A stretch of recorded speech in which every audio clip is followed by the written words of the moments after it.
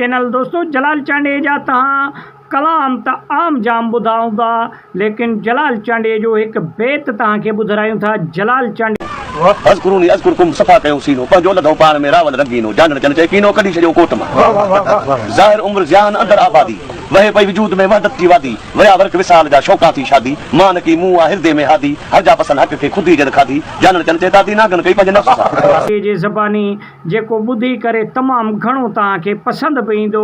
ऐं हे बेत मुकमल जेको आहे सो इस्लामी तरीक़े जो बेत आहे ऐं हिन में अल्लाह ताला जी तारीफ़ कई वई आहे। इन बेत जे ज़रिए सभु खां पहिरियों तव्हां बेत ॿुधो। जलाल चांडियो हिकु अलहलोक माण्हू हुयो ऐं जलाल चांडियो पाण खे फ़क़ीर सॾंदो हुयो। दोस्तों जलाल चांडे जी दुनिया तारीफ़ कंदी हुई ऐं जलाल चांडे खे हिकु भलो इंसान ऐं वॾेरो करे सॾींदा हुआ, लेकिन जलाल चांडे पाण खे सॼी उमिरि फ़क़ीर सॾायो ऐं जलाल चांडियो पंहिंजे अंदर खे जेको आहे सो मारे करे हिकु फ़क़ीरी टाइप जो इंसान बणियो।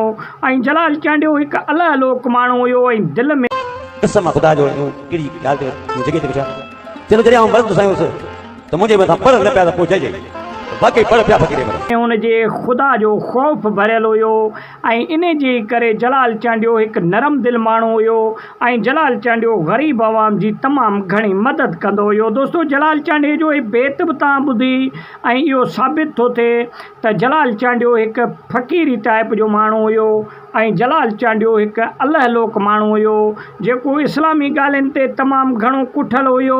हालांकि ॻाए पियो जलाल चांडियो, लेकिन दिलि जो बिल्कुलु नरम ऐं महफ़िल तव्हां ॾिसो पिया हिन में बुख़ारी सैयद बि वेठा आहिनि जंहिंमें जलाल चांडियो बि वेठो आहे। जलाल चांडे खे हिते जेके जलाल चांडे जा परस्तार आहिनि ज़ोर बि ॾियनि पिया ऐं जलाल चांडियो बुझारत बि ॿुधे पियो ऐं बेत बि जेको आहे सो ॿुधे पियो।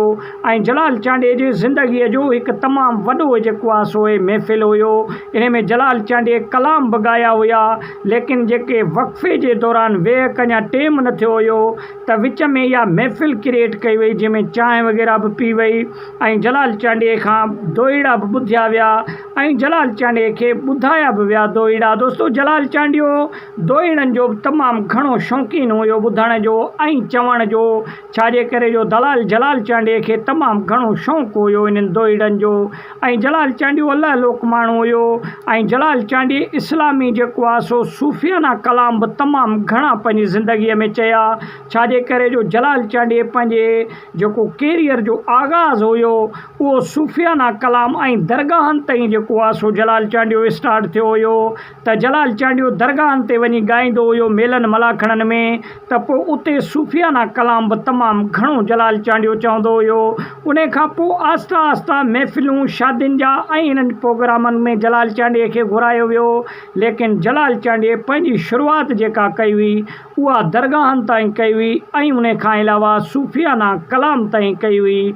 त वॾी महिरबानी, उमेदु आहे त नंढिड़ो वीडियो पसंदि आयो हूंदो। वीडियो खे लाइक ऐं शेयर कयो, चैनल खे सब्सक्राइब करे सुठो कमेंट ॾेई पंहिंजे राय जो इज़हार लाज़मी ॾींदा। वॾी